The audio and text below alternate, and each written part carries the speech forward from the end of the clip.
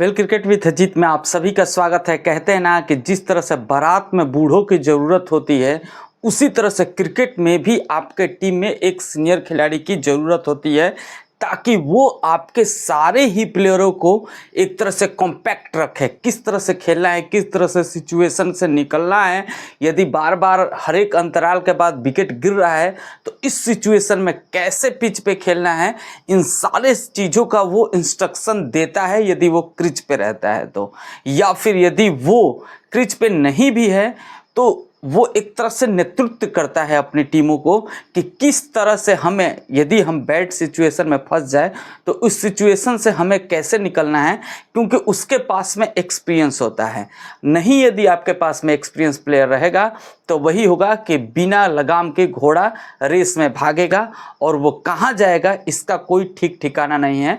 उसी तरह से राजस्थान रॉयल्स की ये टीम जो है वो बेलगाम घोड़े की तरह कहीं भी भाग रही है। मैं आपको बता दूं कि इस राजस्थान के टीम में एक भी ऐसा सीनियर प्लेयर नहीं है जो टीम को बेलगाम होने से बचा सके। हालांकि इस टीम में जो मेंटोर है, जो कोच है, वो तो ज़बरदस्त हैं, लेकिन मेंटोर और कोच आपको हर एक बार पिच के अंदर जाकर नहीं समझा सकते हैं। इसके लिए आपके पास में एक सीनियर प्लेयर का होना ज़रूरी है। और पिछले साल तक इस टीम में बटलर जैसे सीनियर प्लेयर था जो सारे सिचुएशनों को एक तरह से समझता था और उस तरह से जैसे खेलना है उस तरह से अपने टीम को इंस्ट्रक्शन के अनुसार लेके जाता था। लेकिन अभी के दौर में इस राजस्थान के टीम में वो बूढ़ा आदमी, वो सीनियर प्लेयर नहीं है। बेलगाम होने से बचा ले अपने घोड़ों के। मैं आपको बता दूं कि आज भी केकेआर के साथ खेले गए मुकाबले में राजस्थान रॉयल्स जो है वो बेलगाम घोड़े की तरफ बैटिंग में भागता चला गया। जिस पिच पे 180 पार स्कोर था, उस पिच पे राजस्थान 220-30 बनाने के चक्कर में 160 भी पार नहीं कर पाया। वो तो अलग बात है कि लास्ट में जोफ्रा आर्चर के बल्ले से 2 छक्के आए और उसके वजह से 150 पार कर पाई राजस्थान की टीम, वरना शायद 150 भी नहीं बनता। और इतनी बढ़िया स्टार्ट के बाद राजस्थान पावर प्ले में बिना कोई नुकसान के 52 रन बना चुका था, जो कि एक अच्छा स्टार्ट माना जाएगा इस पिच पे जहां पे 180 पार टोटल था।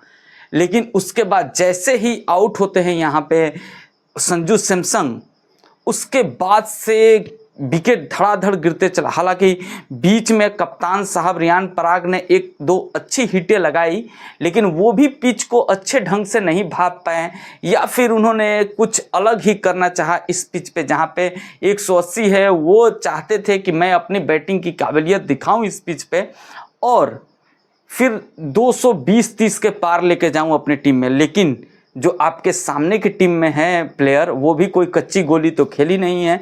वहाँ पे ज़बरदस्त स्पिन गेंदबाजी है और अच्छी तेज़ गेंदबाजी भी है, और उस टीम को आप इतना हल्का में लेंगे तो इस पिच पे इतना आसान नहीं होने वाला था। पहले ही प्रडिक्शन था कि काली मिट्टी की पिच है, स्लो पिच है, नीचे रहने वाली पिच है। इस पिच पर 180 शायद पार टोटल हो सकता है, लेकिन 220 बनाने गए और राजस्थान 150 में ही निपट गया। और उसके बाद आसानी के साथ केकेआर ने इस मैच को चेस कर लिया। शुरुआत के पावर प्ले में धीमा ही खेले, लेकिन विकेट नहीं गंवाया। वो अलग बात है कि एक रन आउट के रूप में मोइन अली का पहला विकेट आया, लेकिन उसके बाद भी अजिंक्य रहाणे भी थोड़ा बहुत रन बना के आउट होकर चले गए। लेकिन उसके बाद राजस्थान रॉयल्स की तरफ से क्विंटन डी कॉक पूरी तरह से जिम्मेदारी उठाई। इसलिए मैं कह रहा हूं कि क्विंटन डी कॉक एक सीनियर प्लेयर है और उसने अपनी टीम की जिम्मेदारी उठाई और टीम को जीत दिला करके लेके गए। अंत में फिनिश भी किया क्विंटन डी कॉक ने और अच्छी पारी खेली क्विंटन डी कॉक। और यही दिखाता है कि यदि आपके पास में एक भी सीनियर खिलाड़ी है तो वो सिचुएशन को रीड करेगा, भापेगा, कैसे खेलना है उसके बारे में वो अच्छी तरह से सलाह दे सकता है। इस टीम में भी संजू सैमसन जैसे सीनियर प्लेयर हैं, लेकिन वो रोल अदा नहीं कर रहे हैं। वो इस टीम में किसी और के भरोसे छोड़ के चले जा रहे हैं। तो कहीं ना कहीं वो रोल अदा करना पड़ेगा संजू सैमसन को। वो समझना पड़ेगा कि जिस टीम में मैं 10 साल से क्रिकेट खेल रहा हूं, अब इस टीम का मैं सीनियर प्लेयर हूं और सिचुएशन को भांपूं और अपने खिलाड़ियों को भी उसके लिए आगाह करूं। तो अब यदि सीनियर टीम नहीं है संजू सैमसन के पास में, सीनियर खिलाड़ी नहीं है, तो खुद को सीनियर बनाना पड़ेगा यहाँ पे और फिर गाइडलाइंस आपको देनी पड़ेगी जो युवा बल्लेबाज हैं, क्योंकि इस टीम में सारे के सारे युवा भरे हैं, चाहे जायसवाल ले ले, इवन रियान पराग को भी ले ले, या फिर नीचे के जो भी और बल्लेबाज है सारे के सारे युवा हैं। तो अब कहीं ना कहीं संजू सैमसन को ये भार उठाना पड़ेगा। उम्मीद है आपको वीडियो पसंद आई होगी, तो लाइक करना, चैनल पर नए हैं तो सब्सक्राइब जरूर करिएगा। मिलेंगे हम आपसे नेक्स्ट वीडियो में। जय हिंद।